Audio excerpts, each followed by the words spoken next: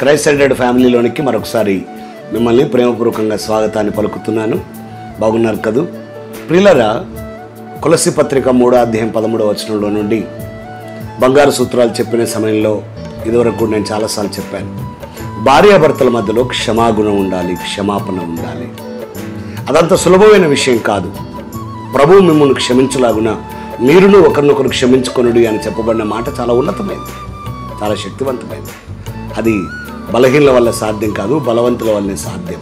ప్రభువులో బలవంతుల వల్లనే సాధ్యం. అయితే చాలామంది అడుగుతున్నారు, ఎందుకన్నా క్షమించాల్సిన అవసరమే ఉంటుంది, క్షమించకపోతే ఏమైంది అన్నట్టుగా ధోరణి ఉంటుంది.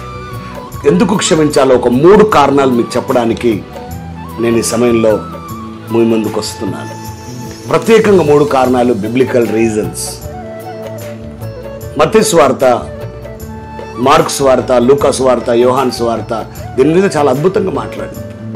సువార్తల్లో ప్రత్యేకంగా మత్తయి సువార్త 18వ అధ్యాయంలో మరి పేతురు యేసు ప్రభువును నేను ఎన్నిసార్లు క్షమించాలన్న ఆ దృక్పథాన్ని మొత్తం మనం చదవగలిగితే యేసుక్రీస్తు వారు విశ్వాసులకు పెట్టిన ఒక స్పష్టమైన క్రమం ఏంటి అంటే, విధానం ఏంటంటే క్షమాపణే. కాబట్టి దేవుని పిల్లలుగా విశ్వాసుల క్రమంలో నువ్వు క్షమాపణ అనేది ఖచ్చితమైన పాటించవలసిందే. మత్తయి 18:35లో మీరు క్షమిస్తేనే హృదయపూర్వకంగా దేవుడు మిమ్మల్ని క్షమిస్తాడు.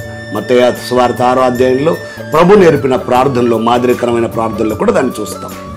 రెండవది మనం చూస్తే కనుక మార్కు సువార్త 11వ అధ్యాయం 25-26లో నువ్వు క్షమిస్తేనే నీ ప్రార్థన అంగీకరించబడుతుంది, నువ్వు క్షమించకపోతే నీ ప్రార్థన అంగీకరించబడదు. మూడవదిగా కొరింథీయులకు రాసిన 2వ పత్రిక 2వ అధ్యాయం 10-11 క్షమిస్తేనే సాతాను యుక్తుల నుంచి తప్పించబడతాం, లేకుంటే సాతానుడు మోసం చేస్తాడు.